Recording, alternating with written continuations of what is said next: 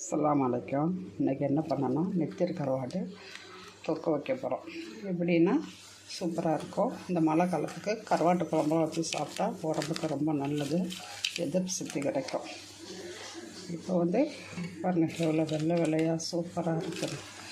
இதை நம்ம தண்ணி ஊற்றி ஊற வைக்கலாம். ஒரு 1 ஹவர். நல்லா காஞ்ச கருவாடு, அதனால் 1 ஹவர் ஊற வைக்கிறோம். அஸ்ஸலாமு அலைக்கும். உங்கள் பீமாச்சா சமையல் எல்லோரும் எப்படி இருக்கீங்கப்பா? நல்லா இருக்கீங்களா? நாங்கள் நல்லா இருக்கோம், நீங்களும் நல்லா இருக்கணும். இப்போ நம்ம என்ன பண்ண போகிறோன்னா நெத்திலி கருவாடு தொக்க வைக்க போகிறோம். இந்த மழைக்கு நல்ல சூப்பராக இருக்கும். கருவாட்டு குழம்பு வச்சுதுன்னா உடம்புக்கெல்லாம் நல்லது.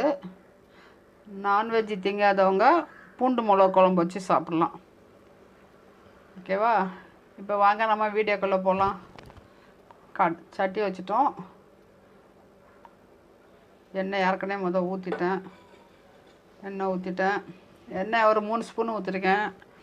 வெங்காயம் நல்லா வதங்கணும். கடுகு 1 ஸ்பூன். எண்ணெய் காயலை, கடுகு நல்லா வெடிக்கட்டும். கடுகு நல்லா வெடிக்குதா? கடுகு வச்சோன்னே கருவேப்பிலை போட்டுடலாம். இது ரொம்ப ஈஸியானது தான்ப்பா. கொஞ்சம் ஜீரகம்,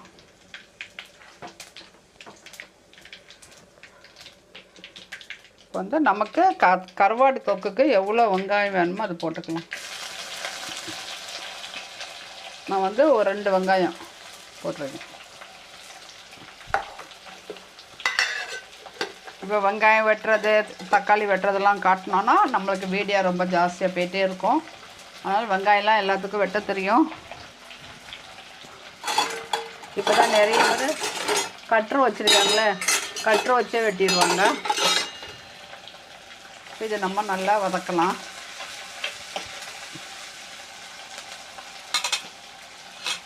நம்ம நெத்திலி கருவாடெல்லாம் உப்பே இருக்காது. தைரியமாக ஒரு 1/2 ஸ்பூன் கல் உப்பு போட்டுக்கிட்டேன். கல் உப்பு போட்டுட்டு நல்லா வதக்கலாம். இப்போ நீங்கள் உப்பு போட்டோன்னா என்ன பண்ணோம், மூடி வச்சிடணும். மூடி வச்சிட்டிங்கன்னா நல்லா வதங்கிடும். இந்த சட்டி தாங்க மீன் குழம்பு வைக்கிறதுக்கு. நான்வெஜ்னால் மீன் கருவாடு வைக்கிறதுக்கு 2 சட்டி வச்சுருக்கேன். ஒன்று கருப்பு சட்டி, இன்னொன்று வெள்ளை சட்டி.